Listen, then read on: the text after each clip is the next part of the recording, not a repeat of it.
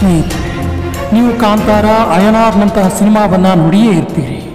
ಇಲ್ಲಿ ಜನರು ದೇವರನ್ನು ಪೂಜೆ ಮಾಡುವಾಗ ಭಕ್ತಿಯ ಜೊತೆಗೆ ಭಯ ಕೂಡ ಆವರಿಸಿರುವುದನ್ನು ನೋಡಿರ್ತೀರಿ.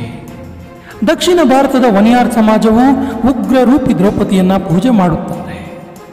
ಮಲ್ಹಾರಿ ದೇವತೆಯ ಆರಾಧನೆಯ ಭಾಗವಾಗಿ ಚಿಕ್ಕ ಹುಡುಗನಿಗೆ ವೀರ ಎಂಬ ಹೆಸರನ್ನು ನೀಡಿ ವಯಸ್ಸಿಗೆ ಬರುತ್ತಲೇ ಆತ್ಮಬಲಿ ಕೊಡುವುದನ್ನು ನೋಡಲಾಗುತ್ತಿತ್ತು. ಮಾರಿಯಮ್ಮನ್ ದೇವಿಯ ಆರಾಧನೆಯ ಭಾಗವಾಗಿ ಭಯಂಕರ ಕಾಯಿಲೆಗಳು ವಾಸಿಯಾಗುತ್ತಿದ್ದವು. ನಿರ್ತ ಎಂಬ ಮೃತ್ಯುವಿನ ದೇವತೆಯ ಉಲ್ಲೇಖ ಅಥರ್ವಣ ವೇದದಲ್ಲಿಯೇ ಇತ್ತು. ಇವತ್ತಿನ ವಿಡಿಯೋದಲ್ಲಿ ಇಂತಹ ವಿಶಿಷ್ಟ ದೇವತೆಗಳ ಪರಿಚಯವನ್ನು ಮಾಡಿಕೊಳ್ಳೋಣ. ಮಹಾರಾಷ್ಟ್ರದ ಸಹ್ಯಾದ್ರಿ ಬೆಟ್ಟಗಳ ತಪ್ಪಲಲ್ಲಿ ಒಂದು ಚಿಕ್ಕ ಊರು ಇತ್ತು. ಅಲ್ಲಿ ಒಂದು ವಿಶಿಷ್ಟವಾದ ಹಬ್ಬವನ್ನು ಆಚರಿಸಲಾಗುತ್ತಿತ್ತು. ಜನರು ಬಿಳಿ ಬಟ್ಟೆಯನ್ನು ಧರಿಸಿದರು ಮತ್ತು ಎಲ್ಲರೂ ಮುಖ ಮತ್ತು ಮೈ ತುಂಬ ಹಳದಿಯನ್ನು, ಅರಿಶಿಣವನ್ನು ಬಡಿದುಕೊಂಡಿದ್ದರು. ದೇವಾಲಯದ ಗರ್ಭಗುಡಿಯ ಒಳಗೆ ಹಳದಿ, ಅರಿಶಿಣ, ತೆಂಗಿನಕಾಯಿ, ಬಿಲ್ವಪತ್ರೆ ಮತ್ತು ಶುದ್ಧ ನೀರಿನಿಂದ ದೇವರನ್ನು ಪೂಜಿಸಲಾಗುತ್ತಿತ್ತು. ದೇವಾಲಯದ ಹೊರಗೆ ಪ್ರಾಣಿ ಬಲಿಯನ್ನು ಕೊಡಲಾಗುತ್ತಿತ್ತು ಮತ್ತು ಅನೇಕ ಭಕ್ತರು ಚಾಟಿಯಿಂದ ಹೊಡೆದುಕೊಂಡು, ಚಾಕುವಿನಿಂದ ಚುಚ್ಚಿಕೊಂಡು ತಮ್ಮ ಭಕ್ತಿಯ ಪ್ರದರ್ಶನ ಮಾಡುತ್ತಿದ್ದರು. ಇಲ್ಲಿ ಆರಾಧನೆ ಮಾಡಲಾಗುತ್ತಿದ್ದ ದೇವತೆಯೇ ಮಲ್ಹಾರಿ ದೇವತೆ. ಈ ಮಲ್ಹಾರಿ ದೇವತೆಯ ಬಗೆಗಿನ ಕತೆ ನಮ್ಮನ್ನು ಪುರಾಣದ ಕಾಲಕ್ಕೆ ಕೊಂಡೊಯ್ಯುತ್ತದೆ. ಆಗ ಮಲ್ಲ ಮತ್ತು ಮಣಿ ಎಂಬ ಇಬ್ಬರು ಅಸುರರು ಬ್ರಹ್ಮನನ್ನು ಪ್ರಾರ್ಥಿಸಿ ಅಮರತ್ವದ ವರವನ್ನು ಪಡೆಯುತ್ತಾರೆ. ಹೀಗೆ ವರ ಪಡೆದ ನಂತರ ಭೂಲೋಕ ಮತ್ತು ದೇವಲೋಕದಲ್ಲಿ ದಾಂಧಲೆ ನಡೆಸುತ್ತಾರೆ, ಮಾಡಬಾರದ ಅನಾಚಾರ ಮಾಡುತ್ತಾರೆ. ಆಗ ಭೂಲೋಕ ಮತ್ತು ದೇವಲೋಕದ ಎಲ್ಲ ಭಕ್ತರು ಮಹಾಶಿವನ ಮೊರೆ ಹೋಗುತ್ತಾರೆ. ಮಹಾರುದ್ರ ತನ್ನ ಜಟೆಯನ್ನು ನೆಲಕ್ಕೆ ಅಪ್ಪಳಿಸಿ ಸೈನ್ಯವೊಂದನ್ನು ಸೃಷ್ಟಿಸುತ್ತಾರೆ ಮತ್ತು ಮಾರ್ತಾಂಡ ಭೈರವನ ರೂಪದಲ್ಲಿ ಪ್ರತ್ಯಕ್ಷರಾಗಿ ಆ ಸೈನ್ಯದ ನೇತೃತ್ವವನ್ನು ವಹಿಸುತ್ತಾರೆ. ಸೂರ್ಯನಂತೆ ಕಂಗೊಳಿಸುತ್ತಿದ್ದ ಮಾರ್ತಾಂಡ ಮಲ್ಲ ಮತ್ತು ಮಣಿಯೊಂದಿಗೆ ಕಾರ್ತಿಕ ಅಮಾವಾಸ್ಯೆಯ ದಿನ ಯುದ್ಧವನ್ನು ಪ್ರಾರಂಭಿಸುತ್ತಾರೆ ಮತ್ತು ಯುದ್ಧ ಪ್ರಾರಂಭವಾದ 6 ದಿನದ ಭೀಕರ ಯುದ್ಧದ ನಂತರ ಮಲ್ಲ ಮತ್ತು ಮಣಿ ಇಬ್ಬರು ಶರಣಾಗತಿ ಹೊಂದುತ್ತಾರೆ. ಮಹಾಶಿವನ ಕಾಲಿಗೆ ಎರಗುತ್ತಾರೆ ಮತ್ತು ಪರಶಿವ ಇವರಿಬ್ಬರನ್ನು ಕ್ಷಮೆ ಕೂಡ ಮಾಡುತ್ತಾರೆ ಮತ್ತು ಮಣಿ ಶಿವನಿಗೆ ಬಿಳಿ ಕುದುರೆಯೊಂದನ್ನು ಉಡುಗೊರೆಯಾಗಿ ನೀಡುತ್ತಾನೆ ಮತ್ತು ತಾನು ಸದಾಕಾಲ ಶಿವನ ಜೊತೆ ಇರಬೇಕೆಂದು ವರ ಕೂಡ ಪಡೆಯುತ್ತಾನೆ. ಆದರೆ ಶರಣಾದ ಮೇಲೂ ಮಲ್ಲನ ಮನಸ್ಥಿತಿ ಬದಲಾಗಲಿಲ್ಲ. ಆತ ಮಾನವನ ದೇಹ ತಿನ್ನಬೇಕು, ರಕ್ತವನ್ನು ಸೇವಿಸಬೇಕು ಎಂದೆಲ್ಲ ಹಪಾಪಿಸುತ್ತಾನೆ. ಇದರಿಂದ ಕ್ರೋಧಗೊಂಡ ಕಾಲಭೈರವ ಮಲ್ಲನ ತಲೆಯನ್ನು ಕತ್ತರಿಸುತ್ತಾನೆ. ಈ ಅಸುರನ ತಲೆಯು ದೇವಾಲಯದ ಮೆಟ್ಟಿಲುಗಳ ಕೆಳಗೆ ಬಿದ್ದಿದೆ ಎಂದು ಭಕ್ತರು ತಮ್ಮ ಕಾಲ ಕೆಳಗೆ ನಡೆದುಕೊಂಡು ಬರುತ್ತಾರೆ ಎಂದು ನಂಬಲಾಗುತ್ತೆ. ಹಾಗೆಯೇ ಅಸುರ ವಧೆ ಮಾಡಿದ ಈ ಸ್ಥಳದಲ್ಲಿಯೇ ಮಹಾಶಿವ ಸ್ವಯಂಭೂ ಲಿಂಗದ ರೂಪದಲ್ಲಿ ನೆಲೆಸುತ್ತಾರೆ. ಈಗ ಪ್ರತಿ ವರ್ಷ ಮಾರ್ಗಶಿರದ ವಿಶೇಷ ದಿನದಂದು ಖಂಡೋಬಾನ ಹೆಸರಿನಲ್ಲಿ ಈ ಶಿವನನ್ನು ಆರಾಧನೆ ಮಾಡಲಾಗುತ್ತದೆ. ಖಂಡೋಬಾ ಎಂದರೆ ವೀರ ಕ್ಷತ್ರಿಯ, ಅಸುರ ವಧೆ ಮಾಡಿದ ದೇವತೆ. ಈ ದೇವತೆಯನ್ನು ಕರ್ನಾಟಕ, ಆಂಧ್ರ ಪ್ರದೇಶ, ಮಹಾರಾಷ್ಟ್ರದ ಚಿಕ್ಕ ಚಿಕ್ಕ ಗ್ರಾಮಗಳಲ್ಲಿ ಬೇರೆ ಬೇರೆ ಹೆಸರಿನಿಂದ ಭಯ ಭಕ್ತಿಯಿಂದ ಆರಾಧನೆ ಮಾಡುತ್ತಾರೆ.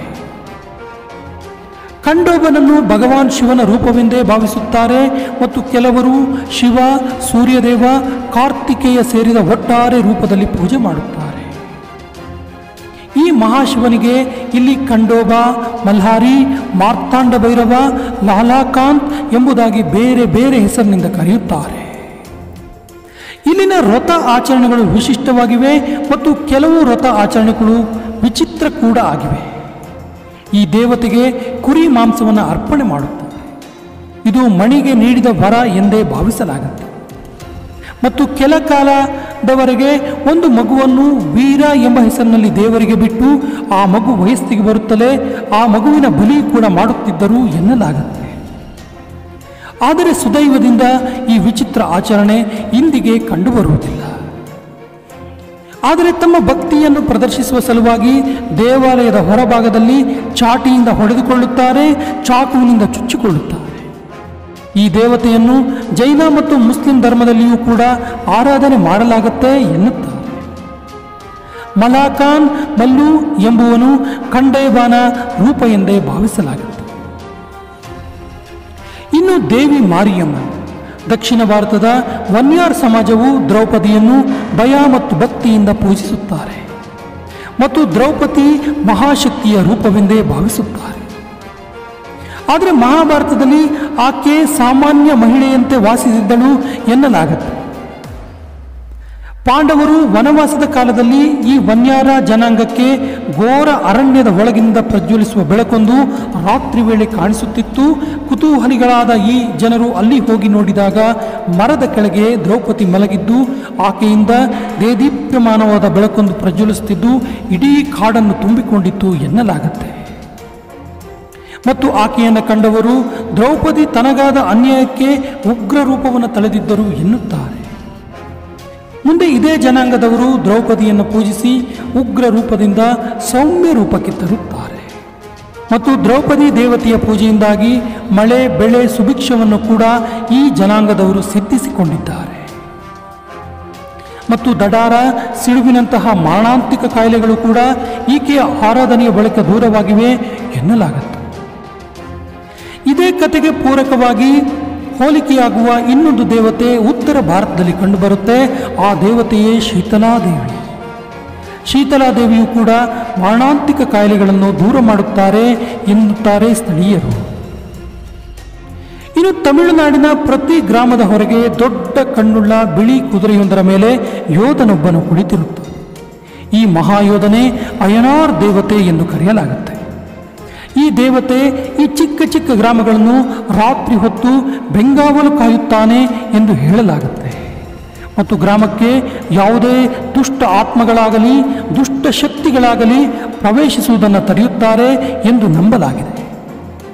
ಮತ್ತು ಈ ಅಯ್ಯನಾರ್ ದೇವತೆಯು ಮೋಹಿನಿಯ ಮಗ ಕೂಡ ಎಂದು ಹೇಳಲಾಗುತ್ತೆ. ಇನ್ನು ನಿರ್ತಿ ಎಂಬ ದೇವತೆಯ ಬಗೆಗೆ ಅಥರ್ವಣ ವೇದದಲ್ಲಿ ಉಲ್ಲೇಖವಾಗಿದೆ. ಲಕ್ಷ್ಮಿಯ ಸಹೋದರಿ ಎಂದೇ ಭಾವಿಸಲಾಗುವ ಈ ದೇವತೆ ಮೃತ್ಯುವಿನ ದೇವತೆಯಾಗಿದೆ. ಸಂಕಷ್ಟಗಳು, ರೋಗಗಳು ಮತ್ತು ಮೃತ್ಯುವಿಗೆ ಕಾರಣವಾಗುವ ಈ ದೇವತೆಯ ಪೂಜೆಯಿಂದಾಗಿ ಭಕ್ತರಿಗೆ ಒಲಿಯುವ ಬಗ್ಗೆಯೂ ಉಲ್ಲೇಖಗಳಿವೆ. ಸ್ನೇಹಿತರೆ, ಇದಿಷ್ಟು ಭಾರತವೆಂಬ ವಿಶಿಷ್ಟ ಭೂಖಂಡದಲ್ಲಿ ಆರಾಧಿಸುವ ಕೆಲವು ವಿಚಿತ್ರ ಸಂಪ್ರದಾಯಗಳು, ವಿಸ್ಮಯಗಳು ಆಗಿವೆ. ಮುಂದಿನ ವಿಡಿಯೋದಲ್ಲಿ ಇನ್ನೊಂದು ಇಂಟ್ರೆಸ್ಟಿಂಗ್ ಫ್ಯಾಕ್ಟ್ ಮುಂದೆ ಎದುರಾಗ್ತೀವಿ. ಅಲ್ಲಿವರೆಗೆ ಈ ವಿಡಿಯೋದ ಕಂಟೆಂಟ್ ಇಷ್ಟ ಆದರೆ ಲೈಕ್ ಮಾಡಿ, ಶೇರ್ ಮಾಡಿ ಮತ್ತು ಮೊದಲ ಬಾರಿಗೆ ನೋಡ್ತಾ ಇದ್ರೆ ಸಬ್ಸ್ಕ್ರೈಬ್ ಮಾಡಿ ಅನ್ನುತ್ತಾ ಇವತ್ತಿನ ಕೌತುಕದ ಕಥೆಗೆ ಪೂರ್ಣ ವಿರಾಮ ಹಾಕ್ತಿದ್ದೀವಿ. ಜೈ ಹಿಂದ್.